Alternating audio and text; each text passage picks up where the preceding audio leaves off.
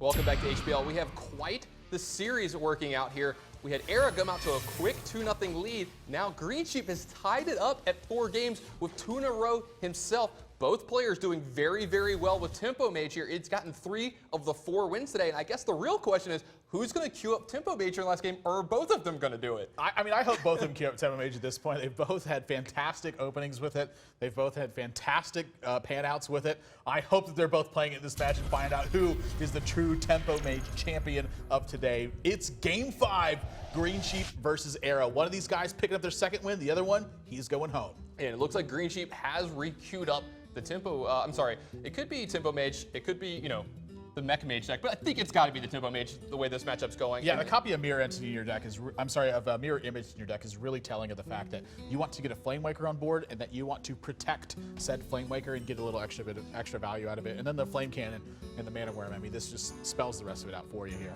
Now, ErA has a pretty juicy hand himself. Yeah, Shielded Minibot and 2 Knife Jugglers is no shortage of action from him coming in. You're very likely to see Flame Cannon on turn 2 and then Greensheep start pushing for damage. But every single time ErA is able to add one of these threats to the board and it forces Greensheep to deal with it and then not develop his own board at the same time, that's sort of what ErA's game plan is in this match. Yeah, we might not see the same game that we've seen out of the Tempo Mage deck every game so far, where they've gotten an early lead and just pushed it and snowballed into a win early. You're going to see ErA actually put up quite a bit of a fight here for the first couple turns. Yeah, Greensheep does not have a way to deal with his second Knife Juggler, so he's going to be able to push some extra damage here out of this Mana Worm, but it is going to be checked at some step of the way.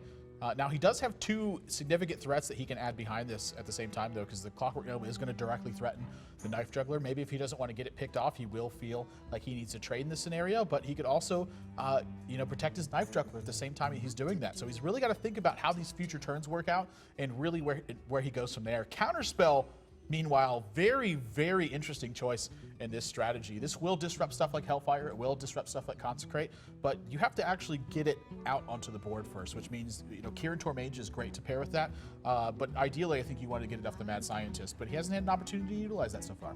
Yeah, it looks like Greensheep is thinking about actually playing Counterspell here this turn, but he doesn't need to worry about Consecration next turn. ErA has already used the coin. Yeah, something else that's happening too is when he plays his Counterspell is that ErA may feel like it's Mirror Entity and play a weaker minion into it.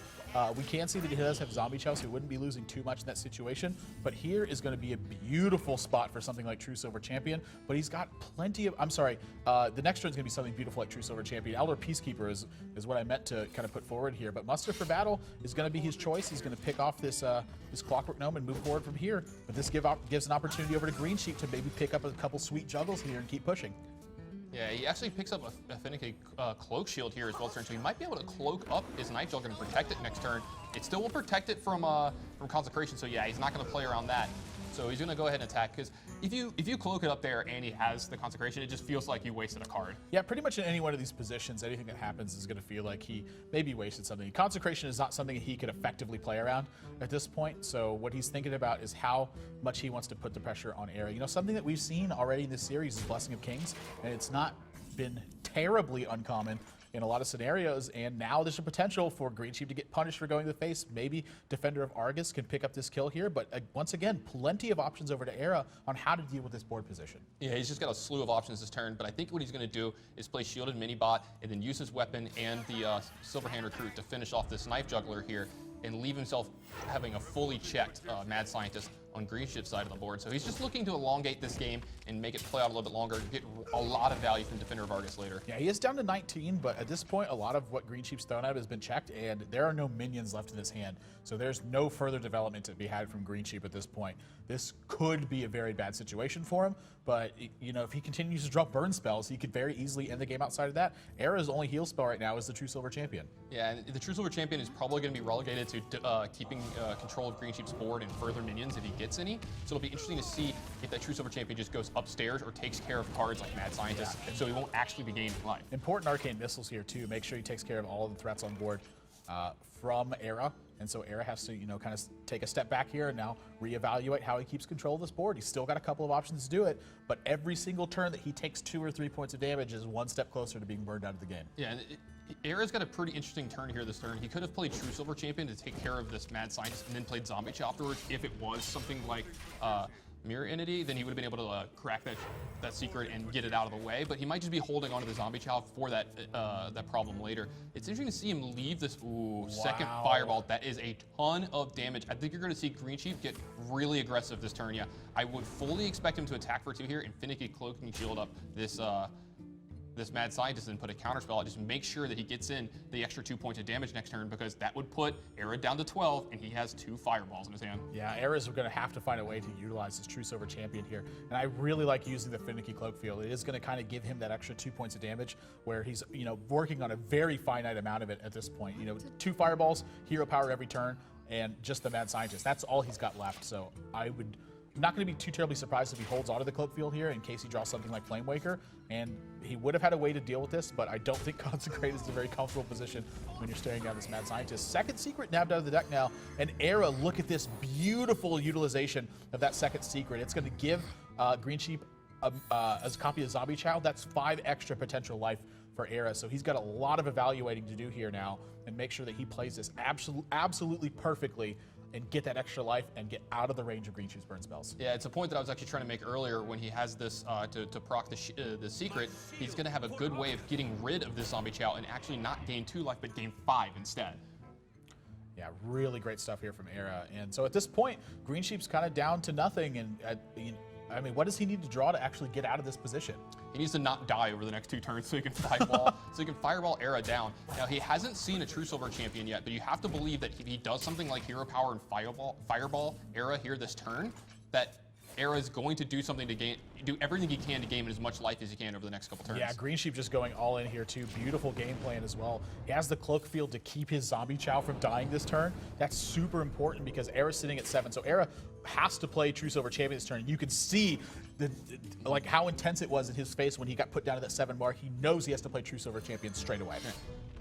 Just so much riding on this one game in this matchup. This is game 5 between the 2 players. They've both won 2 in a row. They're each trying to break the other one's match point here and get the win here. Greensheep trying to move to 2-0 and ErA trying to move to 2-3 here. Yeah, just plays out Aldor Peacekeeper to get added pressure on the board. He's got Greensheep sitting in a spot where this could be lethal. Now, I'm pretty sure there's actually no way to push through this extra damage right here. If he had 1 more mana, he could get, potentially very lucky with the Flame Waker and a Fireball. And if both Flame Waker shots had gone to face like they seem to always do every time I've ever played the card, that could be a position where he could win. But just with what's happening here, there's no way for him to actually win the game this turn. Yeah, there's no way for him to actually win the game this turn, so you're going to see him probably do what every Tempo Mage is very loath to do, and that's use their burn spells to control minions on the board. That's not what they want to do. He himself can gain 5 life this turn if he wants to fireball this zombie chow on the other side and get a Flame Waker in play and get a Mana Worm in play, develop his board, get a couple little extra shots off. Maybe this Flame Waker could take care of one of the other minions. He's got a couple, lucky shots that'll come off of it. So it's going to be, it looks like the only play line to me. There's really no option here. The other thing that's happening too is he's going to have to give ErA 5 life in the process. That zombie chow is completely checked. So he's going to go up to 18, but ErA's going to be able to completely clear this board and seemingly take full control. Yeah, he's got a True Silver Champion just sitting on the other side waiting to eat up some a minion, gain 2 life back, and then he's going to be able to put his faith in the light if he wants to here with Tyrion Forbring, and that card is going to be just a nightmare for Greensheep to deal with. Yeah, that's exactly what he's going to do too. And I mean, the writing is on the wall at this point. I don't think there's a single card in Greensheep's deck that can get him out of this scenario. Once again, ErA's going to go up to 14 from the zombie chow. He's going to stay at 14 if he clears his Flame Waker away, and then he can even kill the Mana Worm afterwards. And Greensheep is completely out of gas after this. Yeah, he's completely out of gas, and just like we saw with Jab's match last night, when he brought up the Paladin deck, it looks like Tyrion's going to just seal it up. That card is so hard to deal with. Yeah, Knife Juggler's not going to be able to deal with it either. He does have a couple more turns here to see what he can draw, but outside of something like a Pyroblast being in this deck, I do not see him dealing the damage. Yeah, and we've seen this counter spell that was drawn really early by Greensheep coming back to bite him. Had it been any other card that could have amounted to either some board presence or just an extra burn spell, he probably would have won this game. He might have found a way to push through the last little points of damage, but this counter spell is actually not going to be any relevance to this game, and ErA's going to pull it out. Yeah, ErA's only played minions pretty much so far, aside from that muster for battle. That was really one of the only turns that Greensheep had an opportunity to utilize it, was maybe fake it as a mirror entity, and then you would have seen ErA use muster for battle, and it would have gotten counterspelled, so it would have been an excellent turn from Greensheep in that position, but you cannot be just trying to play that tricky. With a deck like this, you have to apply pressure and hope to end it early. Yeah, it's actually a really good point. It's a pretty good play. I didn't actually consider that it is a tricky play, but you're going to see Greensheep actually concede. ErA's going to win. You see the look of relief on his face. He knows how close he came to losing this match. What a match, Nathan. ErA goes up 2-0. Looks like he's just firing on all cylinders. Going to easily steamroll Greensheep in a 3-0 sweep here. Greensheep immediately comes back and wins 2 games in a row, one of them in under a minute.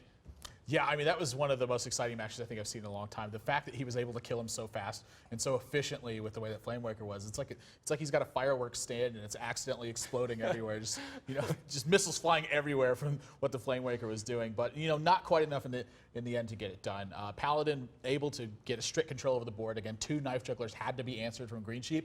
And when the Tempo Mage deck is able to, play 1 threat and then kill threats in succession, it's taking away from its burn potential at the end of the game. And at the same time, they're not getting out as much pressure as they would normally want. They want to be using those burn spells more towards like the turn 3 and turn 4 marks, while they can couple that with development and move forward from there. But just not able to get it done. Yeah, I think you called the match perfectly there. It was all about Greensheep not utilizing his burn spells, not being able to utilize his burn spells in the way that he wanted to late in the game. And then he kind of fell a little behind when he drew Counterspell early in the game. Had to actually spend 3 mana on it to play it, and it was never relevant in the game. Had that card been anything else, we said, he might have been able to pull out the match, but it worked out in ErA's favor. So ErA's going to move on 3-2 here. Yeah, able to kill pretty much everything that Greensheep played in that game, and worked out beautifully for him in the end. Swapped over to that strategy too. In fact, he played Tempo Mage and then swapped over to a deck that was more focused on controlling things.